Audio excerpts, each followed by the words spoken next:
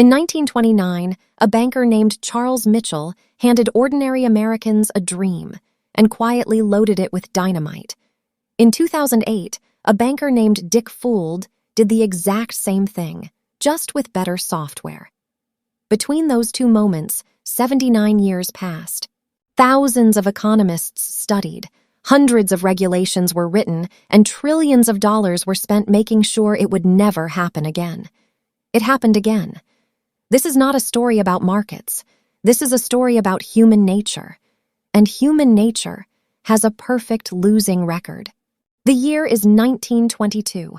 America has just survived the deadliest war in human history, and it is done grieving. It wants to live. Henry Ford's assembly line has just done something miraculous, dropped the price of a car from $780 to $290. 15 million Model Ts will roll off the line by 1927. Steel mills roar. Oil refineries run day and night. Radio broadcasts reach 10 million homes by 1929. For the first time in history, ordinary Americans feel genuinely rich. And then Wall Street offers them something intoxicating, a shortcut. Between 1921 and 1929, the Dow Jones Industrial Average climbs from 63 points to 381. Not because companies are suddenly worth 6 times more, because people believe they are. And belief, in financial markets, is the most dangerous currency of all. Enter Charles Mitchell, head of National City Bank, today known as Citibank. He invents something Wall Street had never seen, retail investing for the masses. He plants salespeople in 69 branches across the country. Their job is not to advise, it is to sell. A teacher from Ohio mortgages her parents' house for Radio Corporation stocks. A mechanic from Detroit invests 6 months of salary in Ford. A farmer from Kansas liquidates his cattle herd to buy General Motors. By 1929, margin loans, borrowing money to buy stocks, explode from $2 billion to $8.5 billion in just 4 years. 10 million Americans are now in the market. Borrow $10, control $100 of stock, collect unlimited upside. The downside? Nobody reads that part. October 29, 1929. 13 million shares change hands before noon. The ticker tape runs 3 hours behind. Brokers cannot process orders fast enough. The telephone system physically breaks down under the volume of panic. $14 billion vanishes in a single afternoon. In today's money, over $250 billion. But here is what most people get wrong. The stock market crash does not cause the Great Depression. It triggers it. The real weapon is underneath, in the banks. More than 9,000 American banks fail between 1930 and 1933. There is no deposit insurance. When your bank closes, your money ceases to exist. Entire families lose everything in an afternoon, not because they invested, because they simply kept money in a bank. Unemployment reaches 25% by 1933. 1 in 4 Americans who wants to work cannot find it. Detroit's auto production collapses by 75%. GDP falls by nearly 30% in 4 years, the single largest economic contraction in American history. Then the government makes it catastrophically worse. The Smoot-Hawley Tariff Act of 1930 raises taxes on over 20,000 imported goods. 25 countries immediately retaliate.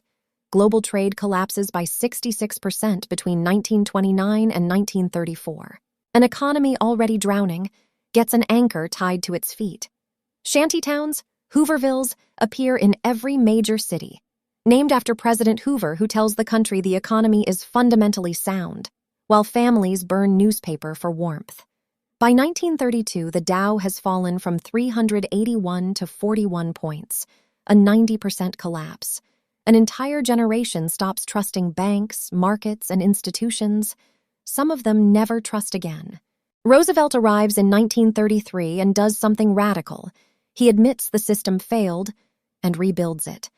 The Glass-Steagall Act separates commercial banking from investment gambling. The SEC is created to regulate markets. The FDIC ensures deposits up to $2,500, meaning ordinary people can sleep at night. Social Security is established. The Civilian Conservation Corps puts 3 million unemployed men to work. These are not just policies. They are a promise. Never again will ordinary people pay for the recklessness of the powerful. That promise survives for 66 years. Then, in 1999, Congress repeals the core provisions of Glass-Steagall through the Gramm-Leach-Bliley Act. Commercial banks and investment banks are allowed to merge again. For the first time since 1933, banks can gamble with depositors' money. Nobody calls it gambling, of course. They call it financial innovation. The year is 2002.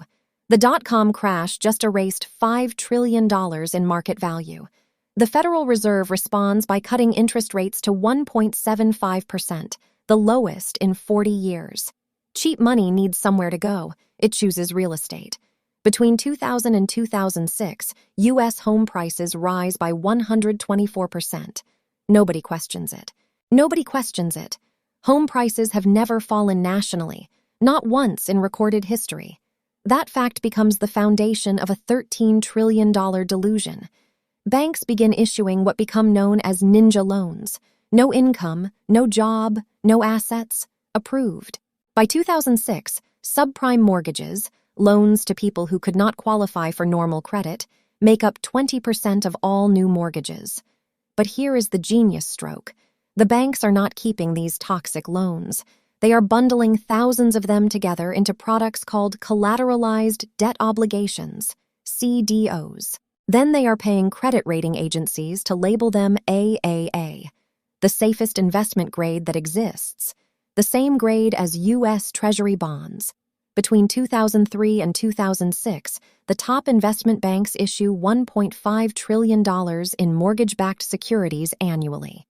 Warren Buffett calls derivatives, the products built on these CDOs, financial weapons of mass destruction in his 2002 letter to Berkshire Hathaway shareholders. Nobody listens. The credit rating agencies are being paid by the same banks whose products they are rating. Moody's revenue from structured finance products, CDOs and mortgage securities, doubles between 2000 and 2007. The conflict of interest is total. The corruption is legal. Dick Fuld, CEO of Lehman Brothers, borrows more aggressively than any other bank on Wall Street. By 2007, Lehman is leveraged 31-1, meaning for every $1 of its own money it holds, it owes $31. A 3.3% decline in asset values wipes the firm out completely. The math is not complicated, but confidence makes people blind to arithmetic. March 2008. Bear Stearns, Wall Street's fifth-largest investment bank, collapses in 72 hours. The Federal Reserve engineers a rescue, selling it to J.P. Morgan for $2 a share, a firm that traded at $172 per share just 12 months earlier. Everyone assumes Lehman will be saved the same way. They are wrong. September 15, 2008, Lehman Brothers files for bankruptcy. $613 billion in debt, the largest bankruptcy filing in American history. The next morning, AIG, insurer of the entire global financial system, requires an $85 billion emergency government rescue. In the following weeks, $19 trillion in American household wealth evaporates. 8.7 million Americans lose their jobs. 4 million lose their homes. Unemployment hits 10%. Iceland's 3 major banks collapse, owing debts 10 times the country's entire GDP. The U.S. government passes TARP, a $700 billion bank bailout, within weeks. The Federal Reserve quietly lends an additional $16 trillion to financial institutions globally between 2007 and 2010, a figure revealed only through a 2011 Government Accountability Office audit. Not one major Wall Street CEO is criminally prosecuted. In the 1980s savings and loan crisis, a smaller fraud, 800 bankers went to prison. After 2008, with losses 100 times larger, 0. Place the two crashes side by side, and the pattern is impossible to ignore. 1929. Margin loans fuel speculation in stocks. 2008. Leverage funds speculation in housing. 1929. Holding companies own other holding companies that own nothing. 2008.